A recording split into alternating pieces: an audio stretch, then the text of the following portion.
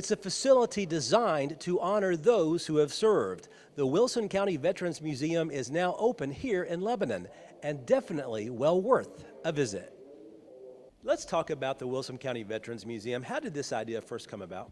Being a commissioner on the county commission, there's several of us that are veterans, and we wanted to create an environment for veterans to be able to either bring their grandchildren or come and reminisce, whichever. And we started, it was all done incrementally, and we started with our Veteran Plaza, our park here. And then we decided a little later on, as funds became available, to build a new veterans office so that could be separate and apart from our courthouse. And we decided that we needed to attach a museum to that because we just wanted veterans to have a place they could come and be a little bit like hallowed ground. They could reminisce or bring the grandchildren and show them of times past of service that they had performed. So after you decided that you wanted to do this, what was the time frame? How long did it take to actually get to where we are today? I think we've been about 4 years in the total project. It was 3 years from the inception of the museum to its actual completion, and that was because it was planned and it wasn't funded early on, and we had to do some additional funding. We wound up getting a shell built, and now we had to finish it out with the glass cases, which took a little more money. Of course, you just recently opened it, and how pleased are you with what you see now? That is correct. We just recently opened. I am delighted with what we have here. We have audio-visual over each case.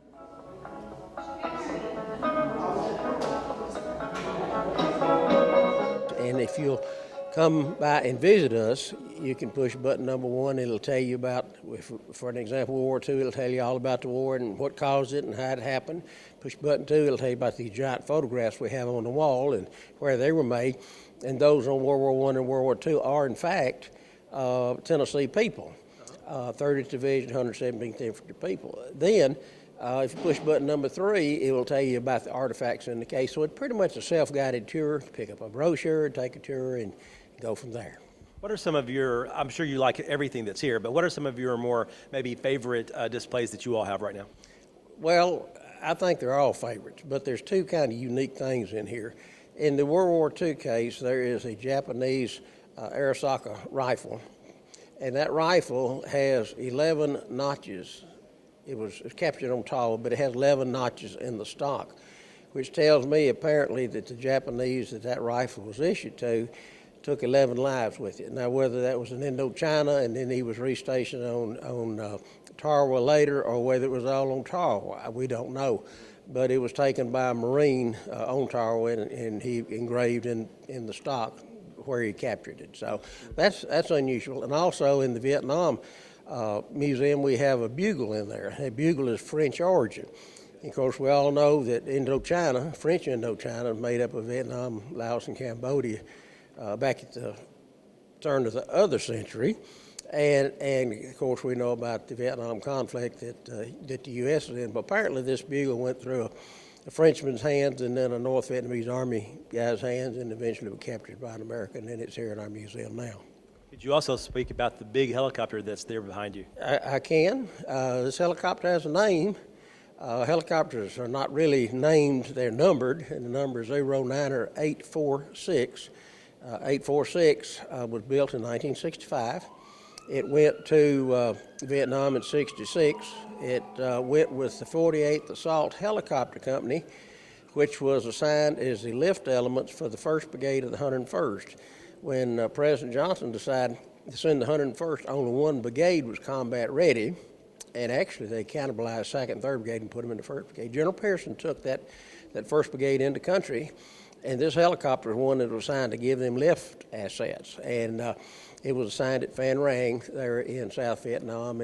And if you go by and look at it, come see it, whatever, you can see actual bullet holes in the floor that have been patched, that type thing. We have it so that you can turn the intercom on and little kids can get in there and put the headsets on and talk to each other. So it's kind of a thrill for them.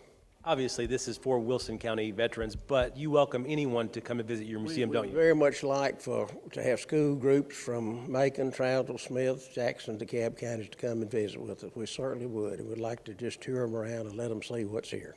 Now that you've gotten it here and you see the fruits of your labor, I guess you could say. I mean, how pleased are you with this museum? I'm extremely pleased. We're just open and having fun, and we'd like for everybody to come and see it. It's a self-guided tour. There's a big screen on the wall. You can push your button, and the mayor will welcome you. Push another button, it'll tell you about the museum. If you would like to visit the Wilson County Veterans Museum, the address is 304 East Main Street in Lebanon. There is no admission charge. The museum is open 8 a.m. until 4 p.m. Monday through Friday, and by appointment only on Saturday. Reporting from Wilson County, Barry Hyatt, NCTV.